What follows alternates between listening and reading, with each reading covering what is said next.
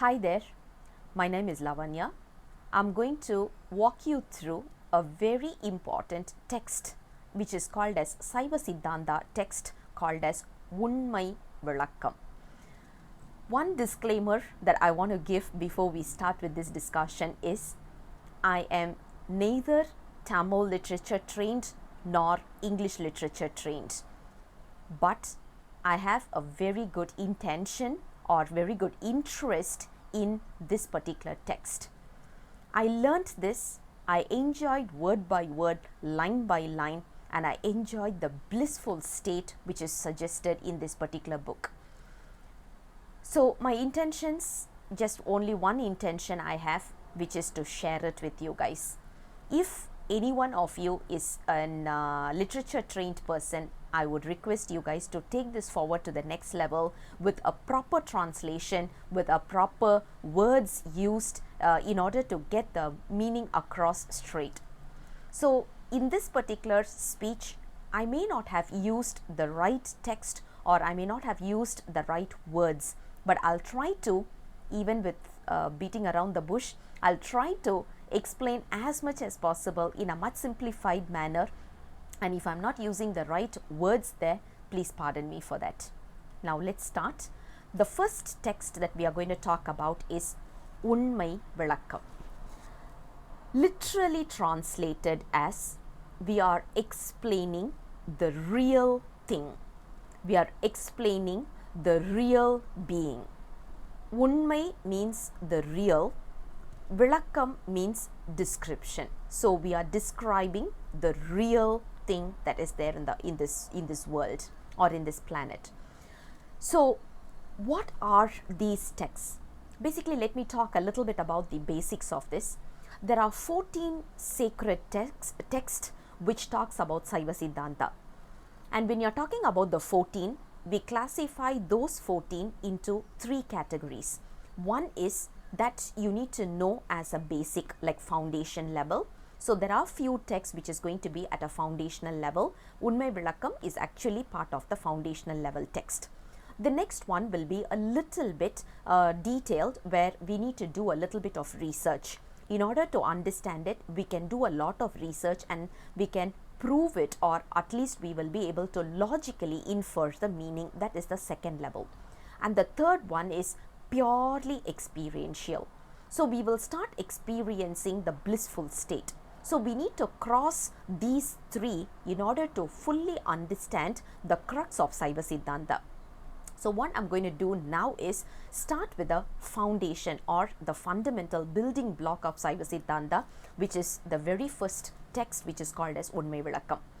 This particular book, which is called as Unmai vilakkam, is written by a person called Mana Vasagam Kadandar, literally translated as someone who has gone beyond the mind and words.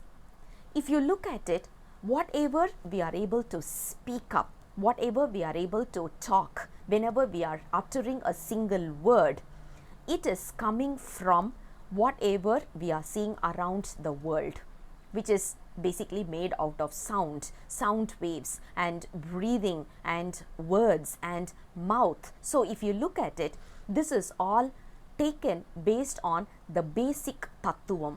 We call it as the tattvas are basically made of, there are 36 tattvas, which is what we are going to cover in this text. Just give me some time, we will go through that in detail. So those are called as the elementary level. Now when you talk about manam means mind. Mind is nothing but based on the living thing. So you need to cross the minds and you need to cross the words in order to achieve the blissful state. When I keep talking, I will not be able to enjoy the bliss. When I'm staying in my mind level, I will not be, because we all know mind just keeps wandering and wavering around everything and anything. Today I'm sitting in Singapore, but my mind is already in US. So if you look at it, our mind keeps wandering everywhere and anywhere. So how are we going to keep this in control? Of course, we cannot keep in control. We need to go beyond that. Going beyond that is what is expected as part of this particular text, and that is what we are going to talk about or discuss in 53 songs, individual songs. When you talk about the author's name, Mana Vasagam Kadandar, in a lot of sacred texts, like for example 12th Tirumurai, 10th Tirumurai, 8th Tirumurai, we have been seeing this word extensively as a synonymous name for Lord Shiva. Shiva is called as Manavasagam Kadandar. So he has gone beyond, he is beyond our existence. So we need to go beyond this existence in order to realize him. And that is what this particular author's name is giving us as a clue. So which means we are going to talk about this particular text to talk about how to go beyond this mind, how to go beyond this existence in order to realize Lord Shiva or the Almighty, right? So this is a short introduction. We are going to start with the actual text right now. We are starting with the very first song, which is called as just to pray or worship the elephant god in order to make it more clear, because when we are reading a text, we need to read it or understand it or perceive it in the right manner. Whenever we have a doubt, say for example, I'm talking about something, and when we have a doubt, it means the clear mindset is still not there. Alternatively, we can have misinterpretations. So in order to eliminate our misinterpretations and eliminate our doubts, we need to first seek for the Almighty's guidance, so that whatever we are reading is perceived in the right manner, in the right sense. So here we bow down to the Almighty as usual to get his blessings, so that we are able to perceive the content, the 53 songs that has been suggested for us. We are going to go through the content and we are requesting his guidance so that we can perceive it in the right manner. So with that, I'm going to start with the very first song, which is Vanmai tharum aagama nool vaitha porul valuva Unmai vilakkam urai seiya tin madam ser andi nira tandi muga tondi vayit traingaranai pandamara pundiyul vaipam. You look at the rhythmic way of writing. I really get mesmerized with these Tamil texts because of the beautiful rhythmic approach sometimes. Honestly, if you are a Tamil literate person, I would suggest read through in the original text.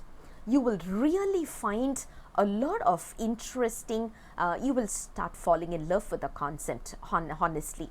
But unfortunately, if you are not a Tamil literature trained person or even have no idea about Tamil, then at least you can be satisfied that you have got a chance to hear this for the first time at least. Now let's look at this. Vanmai tharum aagama nool vaitha porul valuva Unmai vilakkam urai seiya. If you look at this, it's a very, very simple way to look at it. Whenever we talk about realization, how are we going to get this realization? Only with his blessings, Almighty's blessings. So when we talk about the self-realized situation, it can happen only when we realize that there are three things, and understanding the three things in the right manner, that is more important. Okay, now what are the three things? I've been talking, now you may ask a question, Lavanya, you have been talking about the three things right for so many, almost like 5 minutes. What are the three things? Simple way to look at it is, the three things are, the first one is the Almighty. We call it as Padi.